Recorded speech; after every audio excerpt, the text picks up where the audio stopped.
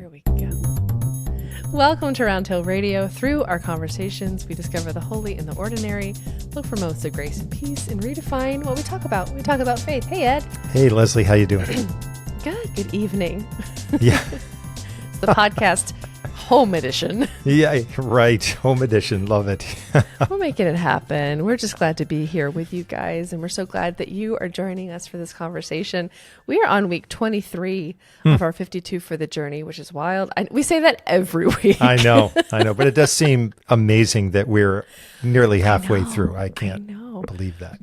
Part of me is kind of amazed that the thing we designed, the thing we planned, like it's working well enough that we stuck with it. Right? It's like, it's going well. Yeah. So our reading this week is from the Gospel according to John, chapter 21, verses 15 through 19. So here we go. When they had finished breakfast, Jesus said to Simon Peter, "Simon, son of John, do you love me more than these?" Jesus said to him, "Feed my lambs." A second time he said to him, "Simon, son of John, do you love me?" He said to him, "Yes, Lord, you know that I love you." Jesus said to him, "Tend my sheep." He said to him the third time, "Simon, son of John, do you love me?" Peter felt hurt because he said to him the third time, "Lord, I got distracted. Do you love me?" And he said to him, "Lord, you know everything. You know that I love you." Jesus said to him, "Feed my sheep. Very truly, I tell you, when you were younger, you used to fasten your own belt and to go wherever you wished. But when you grow old, you will stretch out your hands and someone else will fasten a belt around you and take you where you do not wish to go." He said this to indicate the kind of death by which he would glorify God. After this, he said to him, "Follow me." There's so much happening there. Yes, absolutely right. For me, it's kind of like a bit of like a thematic whiplash, which I don't think was necessarily intended, but I have this really strong association to this really sweet children's anthem I used to sing as a kid at the church I grew up in, called "Feed My Lambs, Tend My Sheep." Which is this just really it's really sweet little song. So I'm like reading the passage and I'm like, "Feed my lambs, tend my sheep," and then it's like, "And take you where you do not wish to go." And it ends pretty dark, I feel like. So talk us through it. Talk us through it. Please make it make sense. I've never been very good at I like to deepen the mystery. That's not true at all. I like to expand on the elusiveness of it all. I mean, yes, and you do both of those things. Well, when you were saying there's so much here, there is, and it's worth saying that because I think some of the stories that Jesus tells, or the stories that are told about him, and this is true of the Bible in general, you get the sense that they're not as multi-layered as others. Some of the text, it feels like you can take a layer off and there's something underneath that and something underneath that. And I think this is one of these stories that just has resonances going off in so many different directions. And I love that. I think that's part of the poetic quality of John's gospel. He writes with a certain poetic sensitivity. And I think by poetry, I mean, not all of the language that he uses is completely, one might say translucent. You're not looking through something. There's a richness, sometimes a darkness, and that's part of what people often love about this gospel. I think that one of the things that's good to know about it when it starts, it said when they had just finished breakfast. And which sounds like a pretty normal thing, right? Except that this is the resurrected Jesus we're talking about. So this takes place. This is after. This is after, right? So this is a resurrection story, and Jesus has died, and he appears on a beach as the disciples are out there doing their thing. They're fishing, right? Because what are they going to do? They go back to something. In this story, John says they go back to fish. So it's what people do sometimes when they grieve. They find things that are familiar. They look for patterns, right, that are comforting. So they go back to, and not that fishing is necessarily comforting, but it gives you a sense that, hey, I know how to do this, right? It's but like the habit. It's the routine.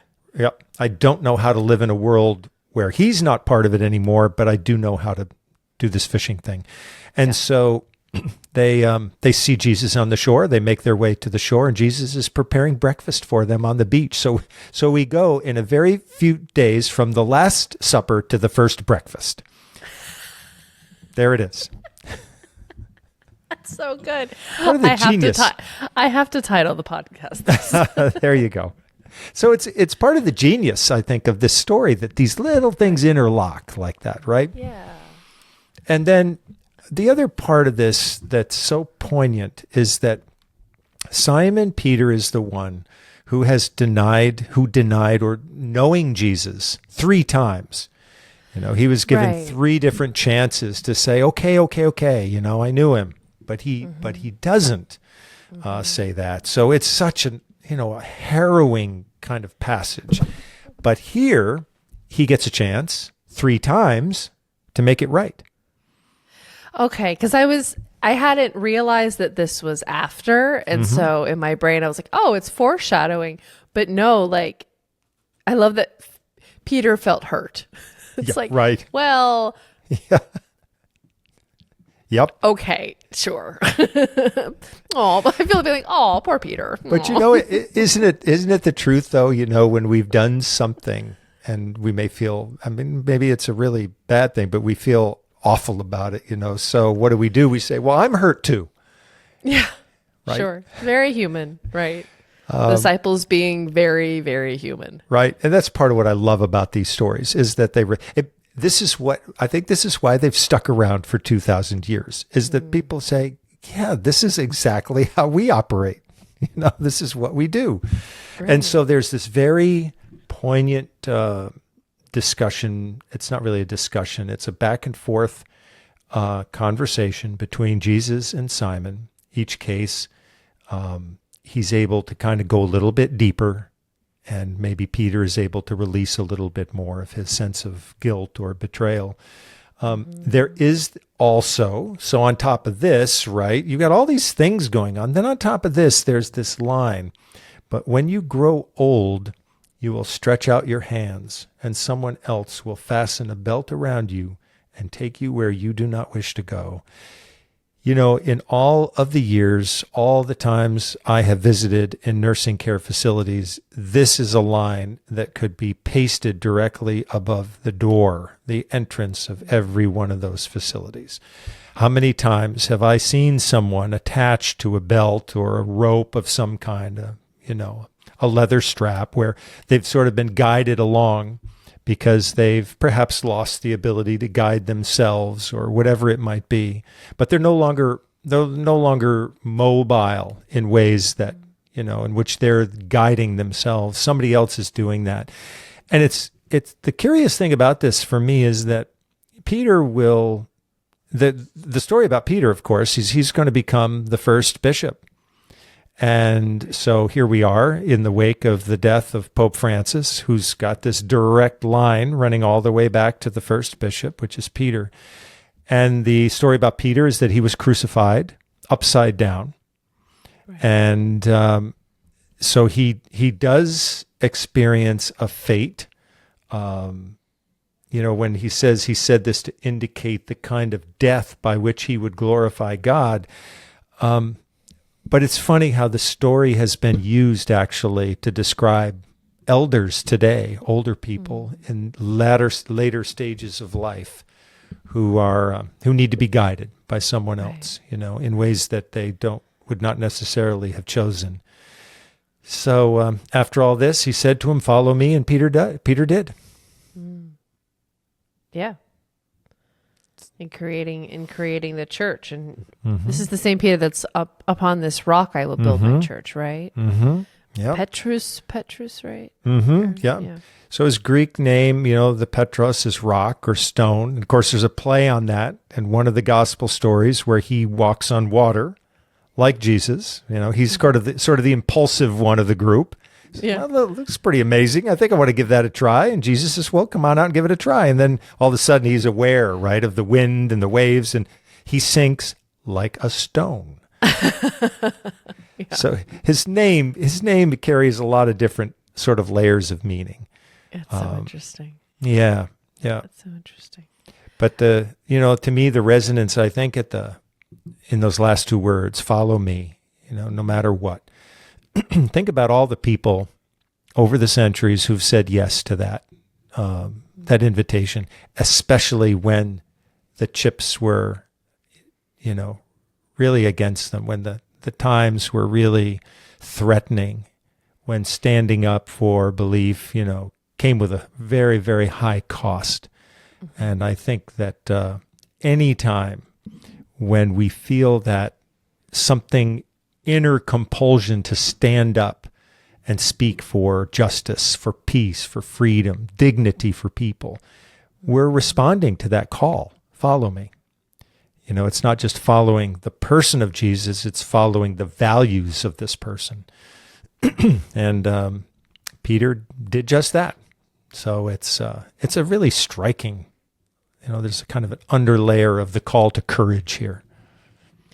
I think it makes me think of, so many times so far in our 52 for the journey, we've seen language about loving God.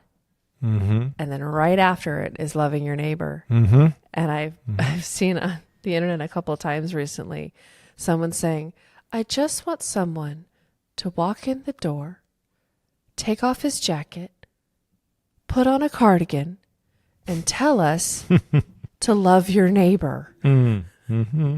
Right. And won't you be my neighbor? And I was like, Mr. Rogers coming through again. Rides again. Our Presbyterian friend. Right. With frankly, let's be honest, the message of Jesus. Mm-hmm. Mm-hmm. Without ever saying it, that educator, that person embodied that following, that commitment to loving your neighbor. I was thinking about the other day how, I don't know if you remember this, he did a episode with, they had the postman, the guy who played the postman. Oh, yep. Was an African-American gentleman, and they were in like a toddler splash pool together. And they had their feet in there. It was a hot day, and they were cooling off their feet together. And they were discussing how their skin is different colors, different shades, if you will. Yep. And it's just how like, frankly, radical that was of Mr. Rogers. And like now it's like, what? But right. I think, I take such inspiration from the way that these quiet, loving acts can be hugely revolutionary. They can be hugely rebellious. They loving and caring and putting on your cardigan and zipping it all the way up and then half back down again. If I had he's like a mascot to me in a way that like, it feels like it's like, you were saying, Pope Francis was like a direct line to Peter. I feel like Mr. Rogers, this is a stretch, I know, but like Mr. Rogers is to me, especially because I obviously grew up, like I'm like prime Mr. Rogers age. Sure. And so like that beautiful, calm, lovingness, I think I find so inspiring. This was related to the story we're looking at today somehow, but I think, this idea of loving your neighbor and that by